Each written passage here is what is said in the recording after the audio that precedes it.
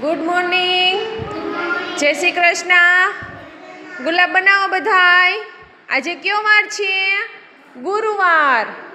હવે આપણી થીમ આજની એવી છે કે આપણે ઝાડ અને છોડના ભાગો વિશે શીખવાનું છે. બરાબર? હવે છે ને સિયા ઊભી થાજી બેટા. જો તારી પાસે મેં જે ઝાડ દોર્યું છે એ કેરીનું ઝાડ છે. કેરીનું ઝાડ છે ને એમાં કઈ કેરી આવેલી છે? પાકી છે કે કાચી કેરી છે? પાકી કેરી છે ને, આમ કહેવાય. સરસ, હિન્દીમાં આમ કહેવાય. સરસ. હવે જો આ છે ને આંબાનું ઝાડ છે. શેનું છે? આંબાના ઝાડમાં શું આવે? કેરી આવે. સરસ, બેસી જા. ધાર્મિક ઊભો થાજી. હવે ગુલાબવાળું ક્યાં છે? બતાવજી મને છોડ ગુલાબનો છોડ. હવે સરસ, એમાં ગુલાબ છે. કેવા કલરના છે? ગુલાબી કલરના છે ને. ગુલાબના છોડમાં કાંટા હોય ને? કાંટા એ લાગે આપને કાંટા? સરસ. બીજું શું હોય ગુલાબના છોડમાં? ગુલાબના છોડમાં બીજું શું હોય? પાંદ હોય. શું હોય? પાંદ હોય. સરસ. ધૈર્ય ઊભો થા બેટા. જો એ મેં શેનું ઝાડ દોરેલું છે? નીચે બેસી જા. હું કહું નીચે બેસી જા. નીચે બેસી જા. ધૈર્ય. જો એ વડનું ઝાડ છે. શેનું છે? વડના ઝાડમાં શું નીચે ટીંગાય છે? એની વડવાઈ. શું છે?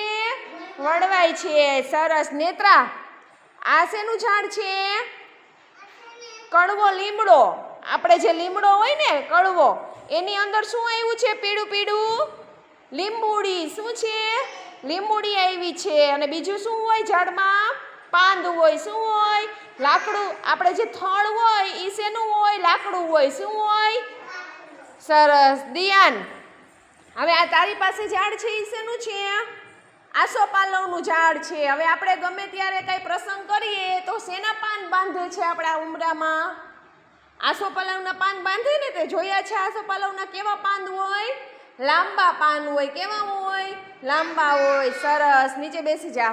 હવે જો છોકરાઓ, આ બધા ઝાડ અને છોડના છે ને એ ભાગો છે કે કેમાં ફ્રૂટ આવે છે, કેમાં ફળ આવે છે, અને કેમાં શું કહેવાય ફૂલ આવે છે, કેમાં લીંબુડી આવે છે, કેમાં કેવા પાન હોય, કેમાં શું કહેવાય લીંબુ આવે છે, શાકભાજી આવે છે.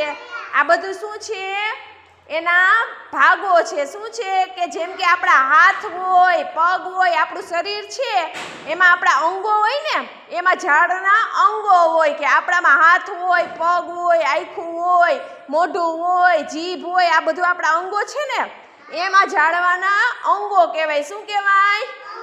સરસ. તાલી પાડો બધા.